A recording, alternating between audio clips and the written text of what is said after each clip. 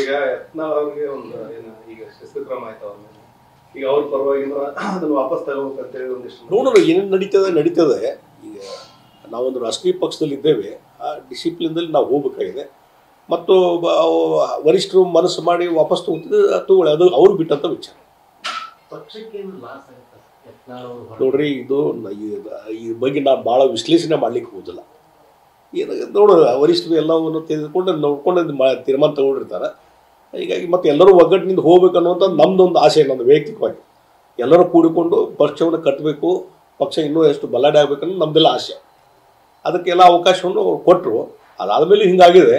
ಅದಕ್ಕೆ ಅದನ್ನು ಮರುಪರಿಶೀಲನೆ ಮಾಡುವಂಥದ್ದು, ಮತ್ತೊಂದು ಅದ್ರ ಇಂಪ್ಯಾಕ್ಟು, ಈಗ ಇವೆಲ್ಲ ವರಿಷ್ಠರು ನೋಡ್ತಿರ್ತಾರೆ. ಅವನ್ನೆಲ್ಲ ನೋಡ್ಕೊಂಡು ಮುಂದೆ ನಿರ್ಧಾರ ಕೈಗೊಂಡು. ಅದಕ್ಕೆ ಅದ್ರ ಬಗ್ಗೆ ನಾನು ಹೆಚ್ಚು ಚರ್ಚೆಗೆ ಹೋಗುವುದೇ ಇಲ್ಲ. ಈಗ ಅವ್ರದೇ ಹೇಳಿಕೆ ಮತ್ತೊಂದಕ್ಕೆ ನಾನು ಕಮೆಂಟ್ ಮಾಡ್ಲಿಕ್ಕೆ ಹೋಗಿ ಪಂಚಮಸಾಲಿ ಸ್ವಾಮೀಜಿಗಳು ಅವ್ರ ಪರವಾಗಿ ಇದು ಮಾಡ್ತಾರೆ. ಅದ್ರ ಬಗ್ಗೆ ಅದಕ್ಕೆ ವರಿಷ್ಠರು ಎಲ್ಲ ಗಮನ ಹರಿಸಿದ್ದಾರೆ, ಸಮಾಜ ನೋಡ್ತಾರೆ ಅಷ್ಟೇ. ನಾವು ಈಗ ಯತ್ನಾಳ್ ಅವ್ರಿಗೆ ಒಂದು ಈಗ ಶಿಸ್ತುಕ್ರಮ ಆಯ್ತು ಅವ್ರ ಮೇಲೆ. ಈಗ ಅವ್ರ ಪರವಾಗಿ ಅದನ್ನು ವಾಪಸ್ ತಗೋಬೇಕಂತೇಳಿ ಒಂದಿಷ್ಟು ನೋಡೋಣ ಏನೇನು ನಡೀತದೆ. ಈಗ ನಾವೊಂದು ರಾಷ್ಟ್ರೀಯ ಪಕ್ಷದಲ್ಲಿ ಇದ್ದೇವೆ, ಆ ಡಿಸಿಪ್ಲಿನ್ದಲ್ಲಿ ನಾವು ಹೋಗ್ಬೇಕಾಗಿದೆ. ಮತ್ತು ವರಿಷ್ಠರು ಮನಸ್ಸು ಮಾಡಿ ವಾಪಸ್ ತಗೊಳ್ಳಿ, ಅದು ಅವ್ರು ಬಿಟ್ಟಂತ ವಿಚಾರ.